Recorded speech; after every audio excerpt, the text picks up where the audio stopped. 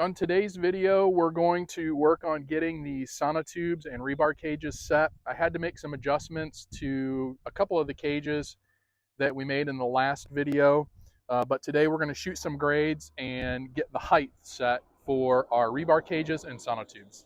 Okay, this is real easy to do here. What I want to do is find the base of my bracket, and then I want to set the top of my sonotube 3 inches lower than my bracket to account for the bracket that goes on the bottom of the posts when the timbers show up.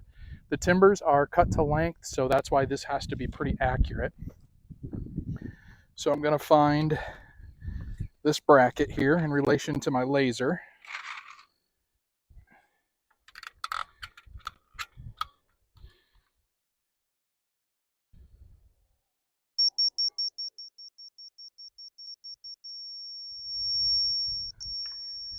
Okay, 4'8", and I want that to be 3 inches lower.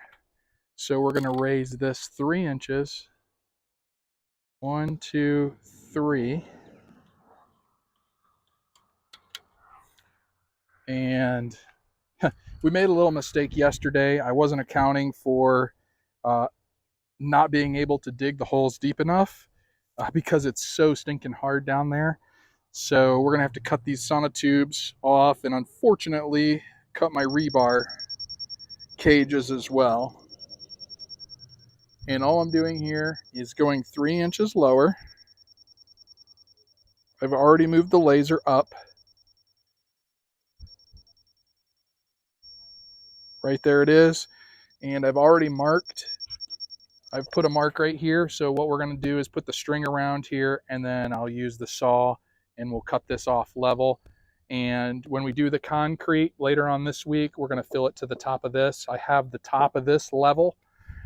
So we are all set. And now this one, I'll have to cut the top of the cage off because I couldn't get the hole deep enough, unfortunately. So we'll make it work, but probably should have done that first. So I guess lesson learned on that one. Now that's just one set. I got the one behind the camera already finished. That one's set up. Cages dropped in, and then I have to do the two front ones. But that's how easy it is using this transit stick and laser. I hope you all are ready to pour some concrete because the truck's going to be here in about 15 minutes. I think I have everything set up ready to go, but let me show you what I have set out in preparation for pouring these concrete piers. So we're going to start in this front corner here, the closest one and the smallest one. We'll see how that goes. We're going to pour that one first, work to this one, and then work our way around back. Now, if you've been following along on the channel, you may remember that our septic field is over here. So I can't have the concrete truck drive over that just due to the weight. And then over here, the drop off is too much, so he's not going to be able to drive around there. So my game plan is to have him offload concrete into my bucket on my tractor, drive it around, use the tool of my selection here to offload the concrete in there. So that's going to be a lot of work. But these front two should be pretty easy. I have a concrete vibrator so we can consolidate it and get rid of any kind of air bubbles and honeycombing, air pockets, and make these piers as strong as we can get them. I have a trowel to smooth off the top, although these will be hidden because we're going to do a Versetta stone wainscoting column around it. So you'll never see these, but I want to practice, make it look good. I have a probe just to kind of work material into areas if we need to. And then I have my extension cords set up, obviously, to run the vibrator, both there and there. We'll move those to the back. And then I have a water hose as well. I'm sure he'll have one on the truck, but we're going to have one set up ready to go. And I ordered a little bit of extra concrete so we don't run short because we don't want that. So my plan with these is to make a pad, a 3.5-inch pad to set our air conditioning units on. So I have a little extra rebar, just kind of put them together there just to give it some support because obviously we'll have to move these. We're not going to set our air conditioner in front of our garage, of course. So I'll have to move those. So I wanted to have it a little reinforced. We'll see how that goes later. So I ran a calculation with an app that I found, and I calculated 1.7 yards of concrete. I ended up ordering 2 yards just because I don't want to run right to the line and possibly be short, because that would be very bad. So I think those will be a good game plan. I can get rid of like almost 0.2, 0.15 yards of concrete with those. So I think between all the holes and with those, we're going to be in good shape. And worst comes to worst, the bridge that we put in for the driveway extension, if we need to, I'll dump a little concrete there just to help hold that stone and stuff up on the bridge. It's kind of sliding down into the, I don't really want to call it a ditch, but the gully there.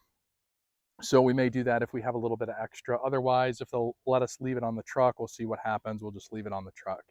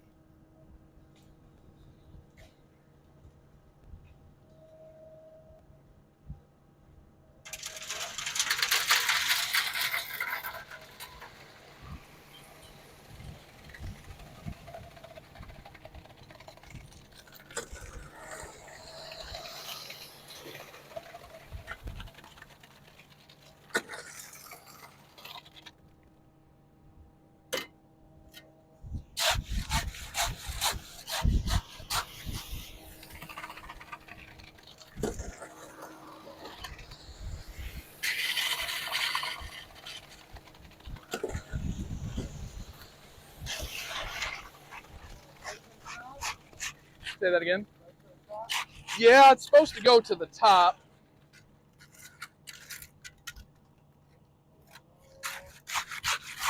Should I vibrate it a little bit to work it down and then dump the rest in, or no? Okay.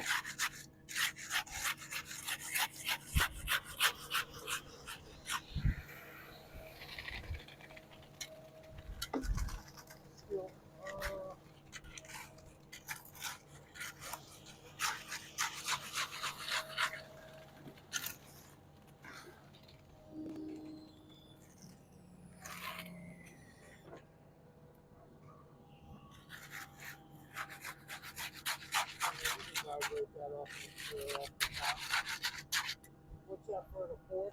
Yep, that's exactly what it's for.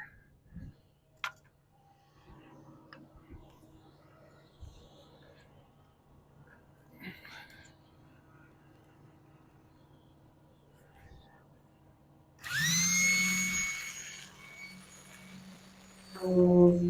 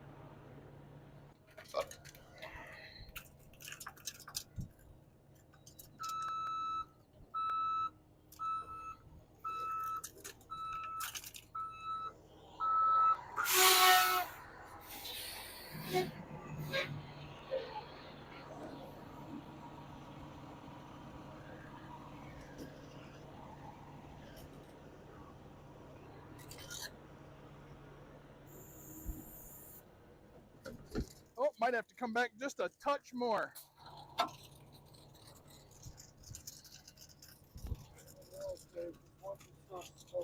It'll go. All right.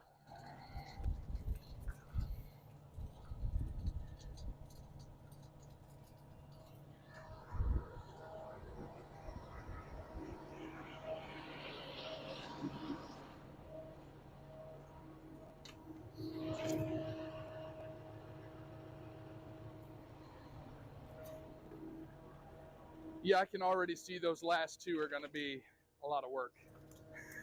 Yeah, you got another shovel up? I have a couple, yeah. Yeah, so We'll make it work. Yeah, man, once we get over there, both of us.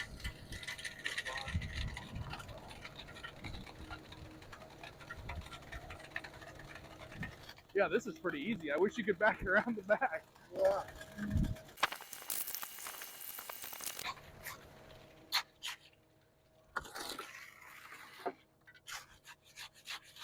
Looks like just a touch more.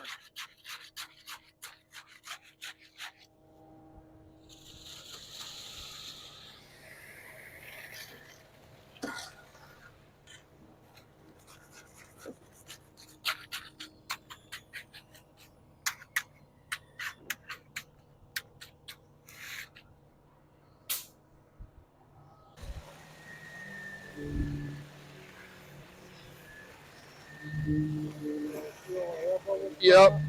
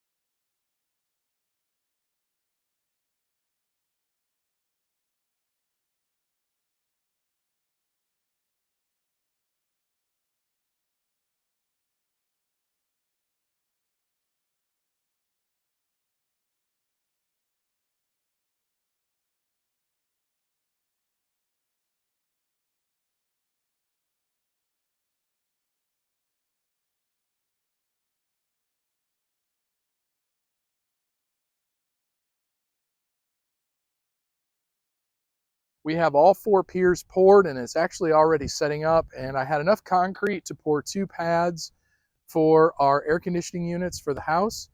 That worked out really nice. It came out to exactly 2 yards. So the calculator that I ran came up to 1.7.